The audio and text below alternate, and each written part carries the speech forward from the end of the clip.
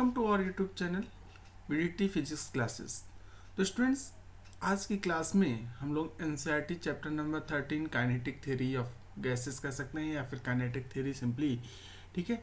इसमें जो है हम लोग असाइनमेंट क्वेश्चन इसके डिस्कस कर रहे थे और इसी सीरीज में हम आज का असाइनमेंट नंबर 2 या कह सकते हैं इस असाइनमेंट का सेकेंड पार्ट जो है आज की क्लास में हम लोग कवर अप करने वाले हैं, ठीक है। तो इसका हमने नाम दे रखा है असाइनमेंट नंबर 13.2, मतलब असाइनमेंट 13 का ही ये सेकेंड पार्ट है, ठीक है। तो आइए एक एक करके स्टार्ट करने से पहले आप सबसे एक रिक्वेस्ट है, अगर अभी तक आपने चैनल को सब्सक्राइब नहीं किया है तो प्लीज़ सब्सक्राइब कर लीजिए, ठीक है। चलिए सबसे पहले हम बात करेंगे क्वेश्चन नंबर 7 की। 6 तक हमारा डिस्कस हो चुका था। क्वेश्चन नंबर 7 की अगर हम बात करें बेटा कि 1 centimetre cube of hydrogen and 1 centimetre cube of oxygen दोनों है एनटीपी पर, नॉर्मल टेम्परेचर और प्रेशर पर। Explain with reason which gas has a large number of molecule, यानी किस गैस के पास लार्ज नंबर ऑफ मॉलिक्यूल होगा। तो देखिए इस क्वेश्चन को अगर हम सॉल्व करना चाहें यहाँ पे, that is solution for question number 7। अब आपके पास मालूम है PV इज इक्वल टू क्या होता है, म्यू आर टी। यहाँ पे STP पर दिस एंड दिस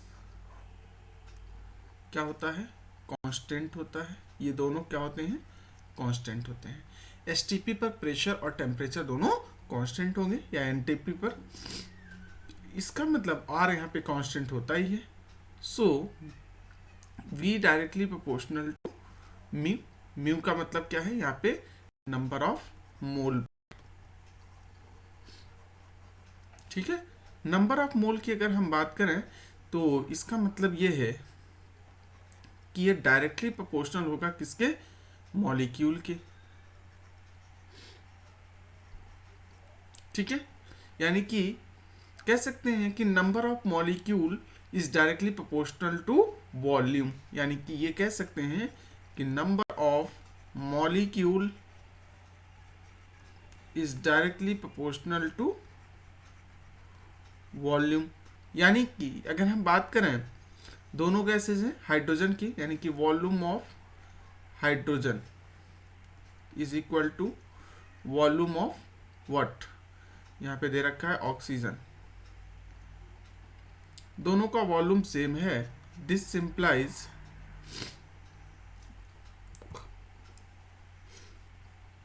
दोनों का वॉल्यूम सेम होने का मतलब क्या है, यहाँ पे दोनों यानी कि number of molecules in hydrogen, oxygen and hydrogen is equal, ठीक है। दोनों में नंबर ऑफ मॉलिक्यूल क्या होगा, सेम होगा। नेक्स्ट क्वेश्चन इसमें है, देखिए मोलर वॉल्यूम को डिफाइन करना है, ठीक है। Define and right its unit. तो देखिए यहाँ पे मोलर वॉल्यूम की डेफिनेशन की अगर हम बात करें बेटा, तो यानी कि स्टैंडर्ड टेम्परेचर और प्रेशर पे अगर हम बात करें at STP, molar volume VM is the volume occupied by 1 mole of chemical element और chemical compound. It can be calculated by dividing the molar mass and mass density. Molar volume gas की अगर हम बात करें तो यहाँ पे क्या जाएगा, is 1 mole of any gas at specific temperature and pressure has a fixed volume. और इसकी वैल्यू कितनी होती है, 22.4 लीटर, ठीक है। और इसकी SI यूनिट की बात करेंगे तो इसकी SI यूनिट क्या हो जाएगी, SI यूनिट इसकी हो जाएगी लीटर, ठीक है। लीटर आप लिखिए या फिर सीधे मीटर क्यूब में भी आप इसको लिख सकते हैं, ठीक है। इसको आप लोग ये भी लिख सकते हैं, is equal to 22.4 into 10⁻³ metre cube. Next question है, show that root mean square velocity of air molecule is 485। तो V R M S speed की अगर हम बात करें, यानी कि इस क्वेश्चन को अगर आप देखिए, इसका सॉल्यूशन अगर हम देखें, यानी कि वी आर एम एस क्या होता है, √3 RT अपॉन एम होता है। ये फार्मूला आपको मालूम होगा, ठीक है। Since P V is equal to RT for 1 mole of gas के लिए अगर हम बात करें, तो यहाँ पे RT के प्लेस पे हम लोग क्या लिख सकते हैं, PV लिख सकते हैं। This simplifies √3 PV upon M। V को नीचे लेकर के आ जाइए, क्या जाएगा, √3P upon M upon V। इसको लिख सकते हैं क्या, √3P अपॉन रो, डेंसिटी की इक्वल। अगर हम एयर की डेंसिटी की बात करें बेटा, तो एयर की डेंसिटी कितनी होती है, 1.29 मीटर क्यूब। तो एयर डेंसिटी आपकी होती है 1.2 मीटर क्यूब।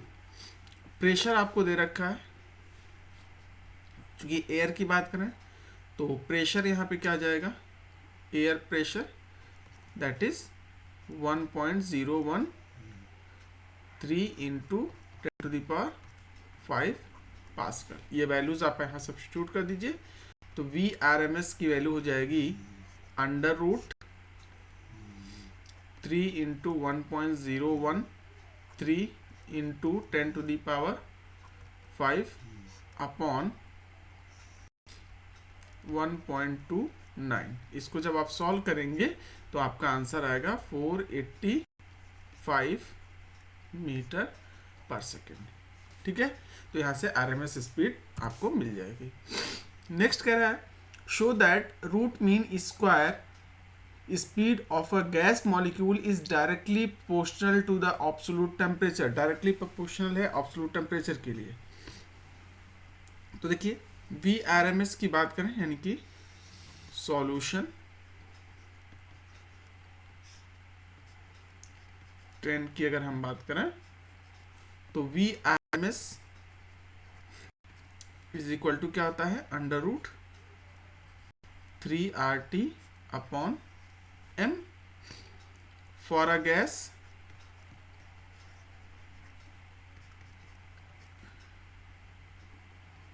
मॉलिक्यूल।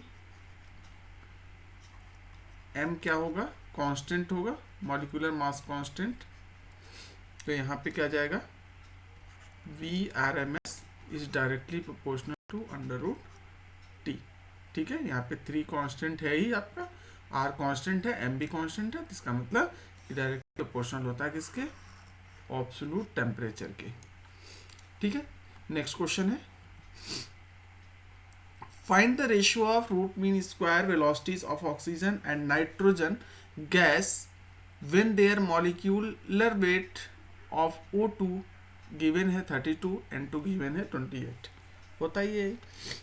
तो यहाँ पे देखिए वी आर एम एस की अगेन बात करेंगे, तो V R M S is equal to क्या आ जाएगा, √3 RT upon M, 3 RT upon M हो जाएगा। यहाँ पे आपको किसका दे रखा है, ऑक्सीजन और नाइट्रोजन की। यानी कि अगर हम ऑक्सीजन के लिए बात करें, P of O is equal to √3 RT upon oxygen का मॉलिक्यूलर वेट कितना दे रखा है, 32। तो यहाँ पे 32 रख देंगे। इसी तरह से V ऑफ, अगर हम हाइड्रोजन की बात करें, ऑक्सीजन है नाइट्रोजन है, सॉरी नाइट्रोजन की बात करें, तो उस केस में क्या जाएगा, √3 RT अपॉन 28। अगर आपको यहाँ पे रेशियो निकालना है कि ऑक्सीजन और नाइट्रोजन का रेशियो निकालना है, तो यहाँ पे क्या जाएगा, VO अपॉन BN। सो √3 RT अपॉन √32 लिख सकते हैं इसको ऐसे, और इसको लिख सकते हैं √3 RT अपॉन √28। ये कैंसिल हो जाएगा, ये हो जाएगा √28 अपॉन अंडर रूट 32। ठीक है, तो इसको हम लोग ऐसे भी लिख सकते हैं 28 अपॉन 32, 4 7 जा 4 8 जा, तो ये हो जाएगा ratio under root 7 under root 8। ठीक है, वीओ अपॉन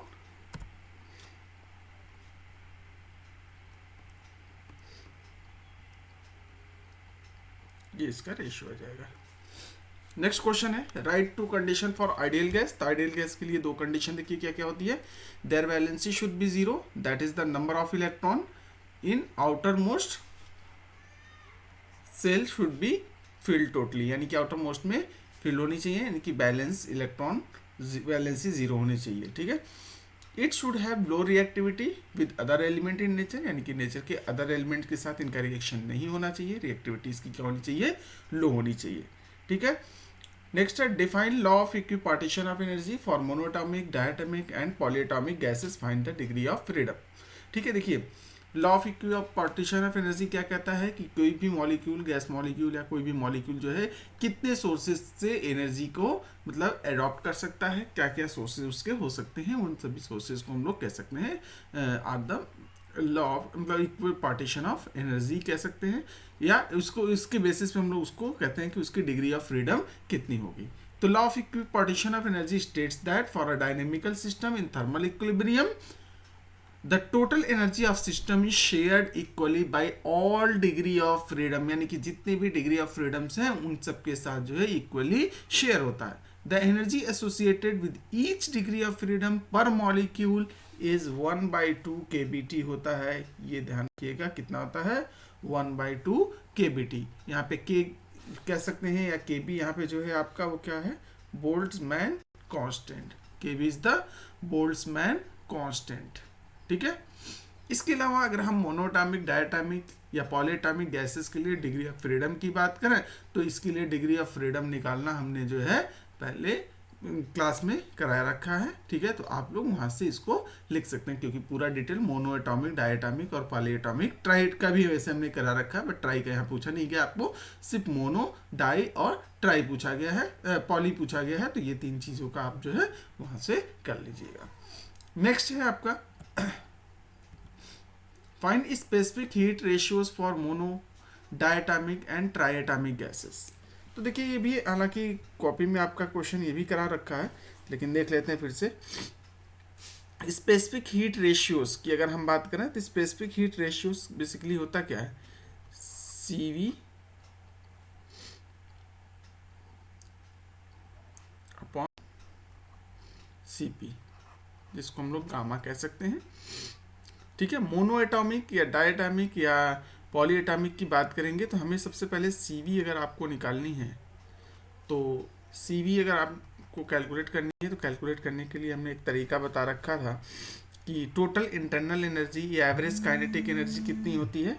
किसी भी मॉलिक्यूल की जो एवरेज काइनेटिक एनर्जी होती है वो क्या होती है 3/2 kBt, यानी कि एवरेज काइनेटिक एनर्जी जो किसी मॉलिक्यूल की होती है कितनी 3/2 kBt। तो अगर हम इंटरनल एनर्जी की बात करें, टोटल इंटरनल एनर्जी, तो उस केस में U इज इक्वल टू क्या आ जाएगा 3/2 kBt इंटू एवोगैड्रो नंबर, एक मतलब n नंबर ऑफ इतने नंबर ऑफ मॉलिक्यूल हैं तो उस केस में इससे मल्टीप्लाई कर देंगे। Kb और इसका जो प्रोडक्ट होता है वो किसके बराबर होता है R के बराबर, क्योंकि R इज इक्वल टू या कह सकते हैं R upon Na is equal to Kb होता है।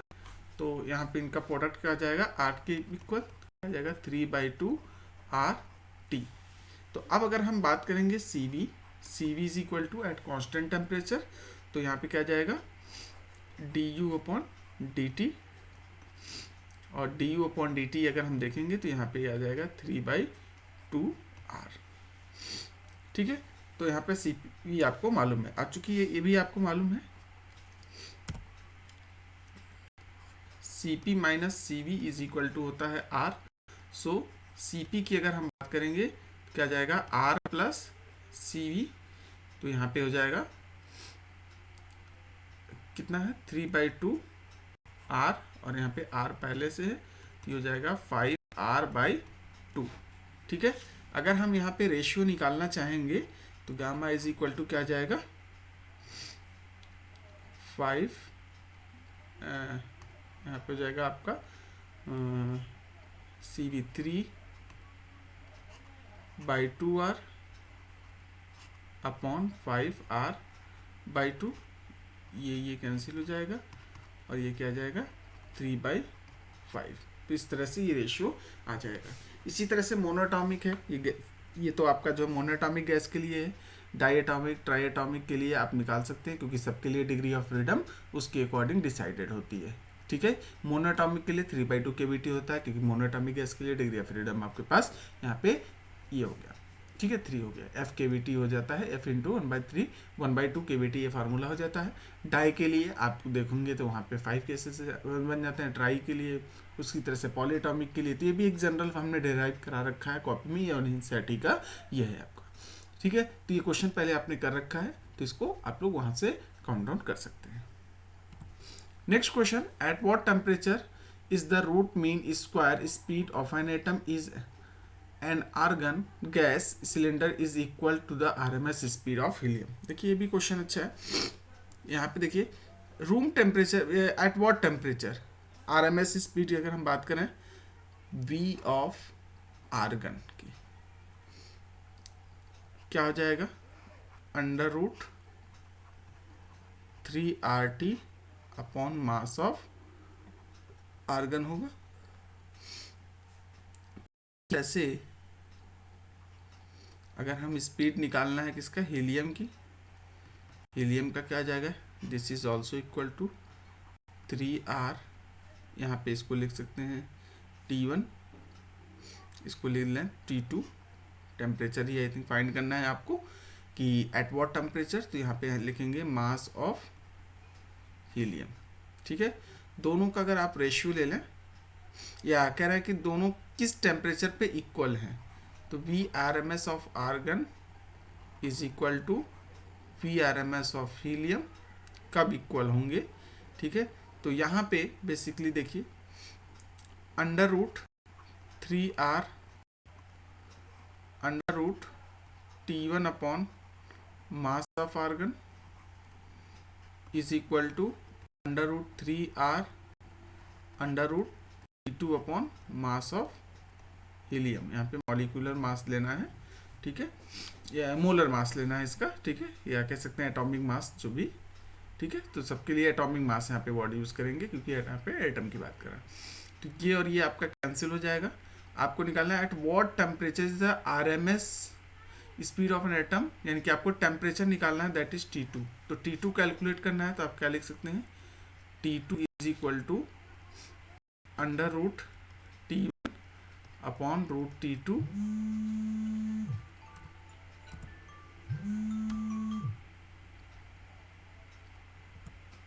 ठीक है। यहाँ पे देखिए इस T2 को इधर लेकर के आएंगे, तो ये क्या जाएगा T1 अपॉन T2 इंटू, यहाँ पे डिवाइड में है तो ऊपर चला जाएगा। ये आपको बेसिकली ये निकालना था, तो इसको ऐसे कर लीजिए। इसको आपको T2 निकालना है, तो √T2 is equal to mass of helium upon mass of argon, यानी कि एटॉमिक मास दोनों का ये रेशियो हो जाएगा इनटू √T1। यहाँ पे स्क्वायर कर देंगे दोनों साइड से, ये आपका रूट हट जाएगा, तो T2 इज इक्वल टू हो जाएगा mass of helium upon mass of argon into T1। Helium का मास आपको दे रखा है कितना है 4, आर्गन का कितना है 39.4 इंटू टेम्परेचर कितना दे रखा है -20 डिग्री सेल्सियस टेम्परेचर है, दैट इज T1 आपको दे रखा है। एक मिनट,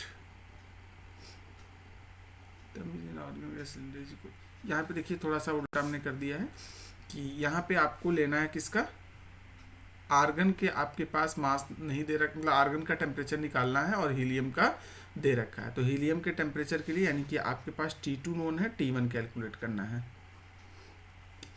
T1 कैलकुलेट, तो T2 कितना हो जाएगा आपका, T2 हो जाएगा आपका यहाँ पे T2 हो जाएगा -220 डिग्री प्लस 273 केल्विन, तो ये हो जाएगा आपका 253 केल्विन।